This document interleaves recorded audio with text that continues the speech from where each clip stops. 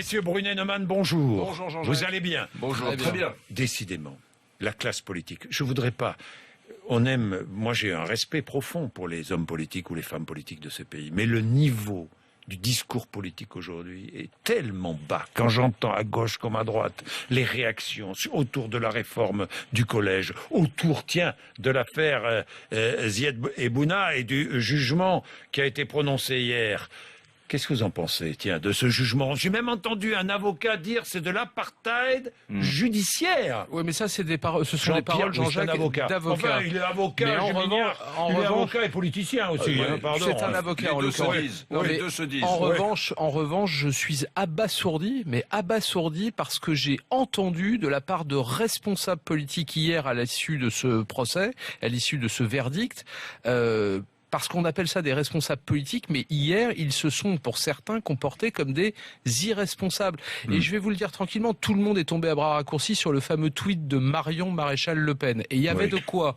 Mais soyons honnêtes, ceux qui ont commenté ce verdict, aussi bien à gauche pour déplorer le verdict qu'à droite pour s'en féliciter, c'est une preuve d'irresponsabilité totale parce que ces responsables politiques ne peuvent pas ignorer que ce verdict était rendu dans une affaire ultra sensible, que la mort de ces deux gamins a conduit à 3 semaines d'émeutes, que la situation est encore tendue dans les banlieues, et donc dire d'une décision de justice qu'elle ne rend pas justice ou au contraire qu'elle est formidable, mais c'est une irresponsabilité absolument totale. Donc j'aimerais une bonne fois pour toutes que sur certaines affaires, les responsables politiques s'abstiennent d'instrumentaliser et de faire de la politique. C'est de l'hygiène mentale. Je trouve ça inacceptable. Je vous le dis comme je pense. Les mêmes responsables politiques qui nous disent toujours laissez la justice faire son travail. Oui, ça me fait hurler de rire. Sauf que irresponsabilité. Moi, c'est vraiment comme ça que je l'ai vu. Je sais pas ce que vous en pensez, Eric. Écoutez, je vais pas être d'accord avec vous. La question de l'apartheid de la justice qu'évoque ce proche de François Hollande, qui est l'avocat Jean-Pierre Mignard,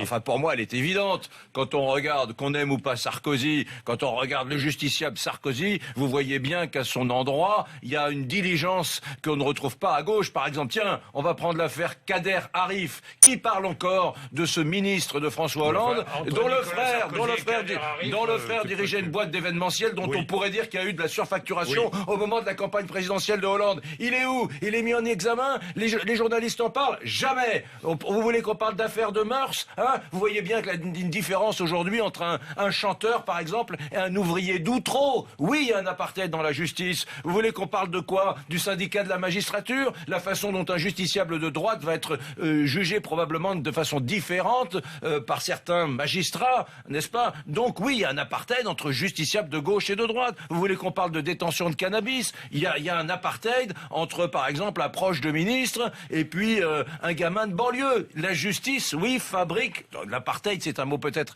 excessif, mais fabrique de l'injustice à longueur de journée. Et je trouve, que ce discours politique qui consiste à dire « Oh, attention, l'indépendance de la justice est là », c'est un discours bidon. Parce que la justice est faite d'hommes, et ma foi, les juges sont éminemment subjectifs dans ce pays, et peut-être plus subjectifs en France qu'ailleurs. Eric, ça voudrait dire, s'il y a apartheid judiciaire, ça voudrait dire que ce procès n'a été tenu, ou ce verdict n'a été rendu que sur la foi de la couleur de peau des deux victimes. C'est pas le sujet. Je suis désolé de dire ça. Pas de ça. Non, mais je dis que l'apartheid judiciaire est partout dans notre pays. J'ai bien entendu, sauf que la justice a fait son travail dans cette affaire. J'ai bien entendu. Non, il y a une chose que vous devriez déplorer. Une chose, c'est qu'il a fallu 10 ans pour avoir le fin mot de cette histoire, et que c'est très long, 10 ans. Il y a le procès Outreau, 10 ans, 15 ans. Ce sont des délais beaucoup trop longs pour rendre la justice.